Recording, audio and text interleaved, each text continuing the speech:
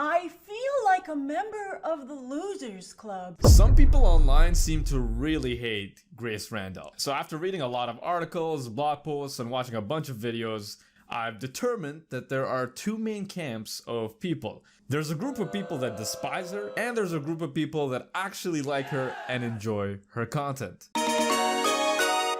Now, despite all the nasty screenshots that I was showing earlier, as of this recording, she has over 900,000 subscribers on YouTube, and if you look into the comment section, you won't be seeing people shitting on her. There's a lot of discussion and a lot of participation, which is what I would love for this channel to become one day. In this video, I'm going to be talking about three things. Who is Grace Randolph, how she gets under people's skin, and what are some of the biggest controversies that she's involved in. If you're new to this channel, make sure to like and subscribe and hit the bell notification icon for more of this content. Grace Randolph is mostly known for her YouTube channel Beyond the Trailer, where she talks about movies and the movie industry. She's also written tons of comics, including Justice League Unlimited, X-Men Nation X, both of which are really well reviewed. And Grace seems to be pretty well connected with people in Hollywood. For example, she's appeared in the post-credit scene in Zombieland Double Tap as a zombie. She's also brought Zack Snyder for an interview in one of her videos. And she will very occasionally bring Hollywood writers on her YouTube videos as well to interview. It's pretty clear to me that she has a lot of knowledge about the movie industry, and she's pretty well informed about the people that are working behind the scenes in those movies. Sam Hargrave, who directed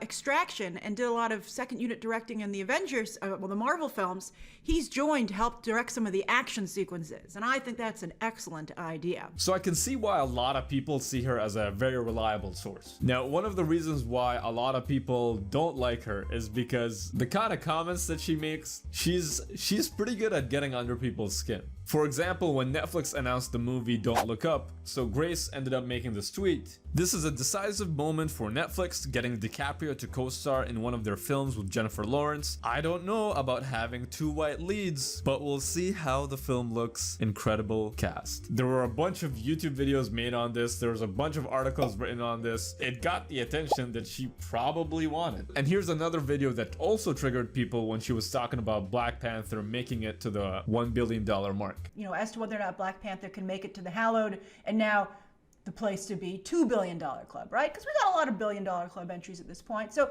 $2 billion is really the place to be if you want to be something special these days, right?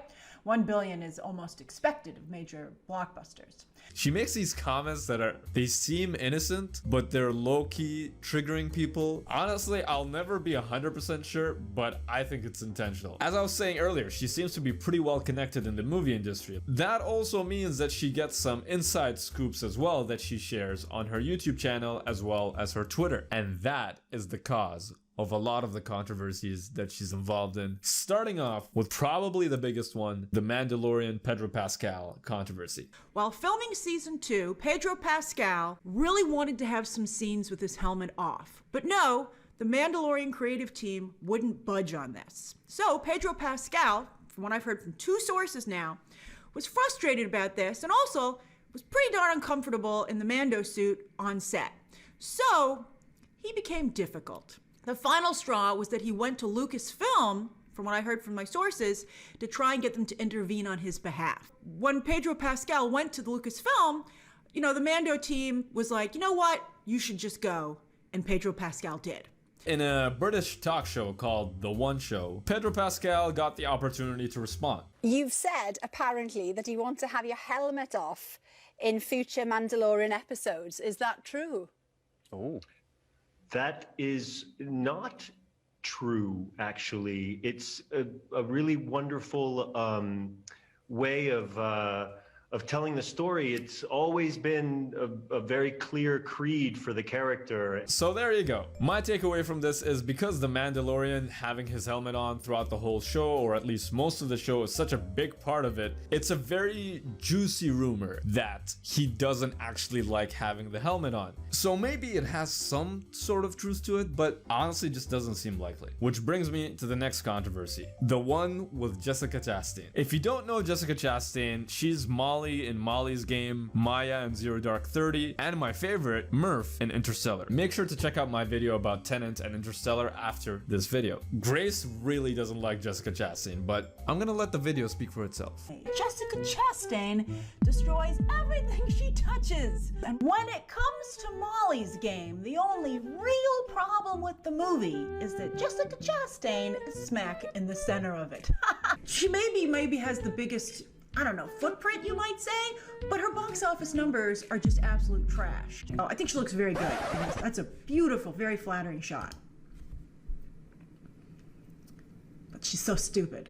But that said, she did a good job as a villain. I think it lines up with her actual personality. She was the only one who couldn't sit properly on her stool and was just awkwardly leaning against it. A lot of people don't like Jessica Chastain. Just take a look at her box office number. Something that people in Hollywood should consider when considering casting her. So I'm gonna put a link to the full video below. It was made by a YouTuber called Babar Suhail. I'm probably butchering his name. Initially, I assumed that there was some sort of personal feud between the two. She has been asked before why she doesn't like her so much, and she did respond about that too. And some people like to say, they're like, what did Jessica Chastain ever do to you? She didn't do anything to me. I've never met Jessica Chastain.